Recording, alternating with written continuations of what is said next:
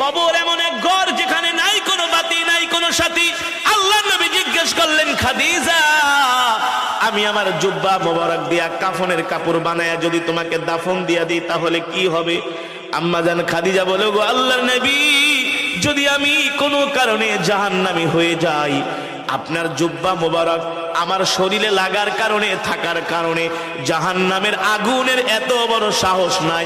রহমাতুল লিল আলামিনের জুব্বা মোবারকে জাহান্নামের আগুন লাগবে, ঠিক কিনা বলেন? আল্লাহু আকবার। 2 নম্বরে, আমি তোমার কবরের পাশে কেন হাঁটবো?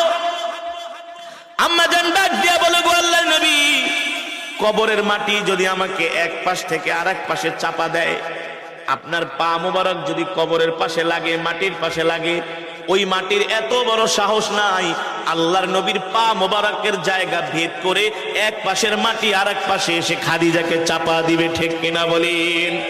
ঠিক আম্মা জান খাদিজা রাদিয়াল্লাহু তাআলা আনহা অসুস্থ হয়ে গেলেন। আস্তে আস্তে তিনি অসুস্থ হতে লাগলেন। আম্মা জান খাদিজা রাদিয়াল্লাহু তাআলা আনহার ইন্তেকাল হয়ে গেল। আল্লাহর নবী তার কথা অনুযায়ী নিজের জুব্বা মোবারক দিয়া কাফনের কাপড় বানায়া তার শরীরের মধ্যে পরায় দিলেন। নবীজি জানাজা দিয়া আম্মা জানের লাশটা আম্মা জানকে কবরের মধ্যে শোয়ানোর জন্য আল্লাহর নবী নিজেই নেমে গেলেন।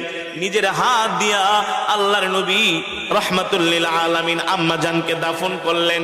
কিন্তু আম্মা জানের চেহারা মোবারকটা বারবার আল্লাহর নবী পশ্চিম দিকে কিবলার দিকে ফিরায় দেয়, কিন্তু আম্মা জানের চেহারা মোবারকটা পশ্চিম দিকে ফিরে না, বারবার আসমানের দিকে ফিরে যায়, বারবার আসমানের দিকে ফিরে যায়।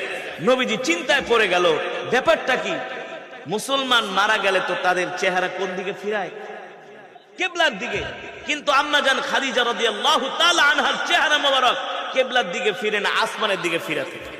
মানে আল্লাহর নবী ফিরায় কিবলার দিকে, আল্লাহ তাআলা ফেরেশতাদেরকে দিয়া ফিরায় ঘুরায় রাখে আসমানের দিকে। সুবহানাল্লাহ বলেন।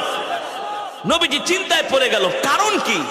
কি হতে পারে আমার খাদিজার চেহারা ফিরায় কিবলার দিকে, হয়ে যায় আসমানের দিকে?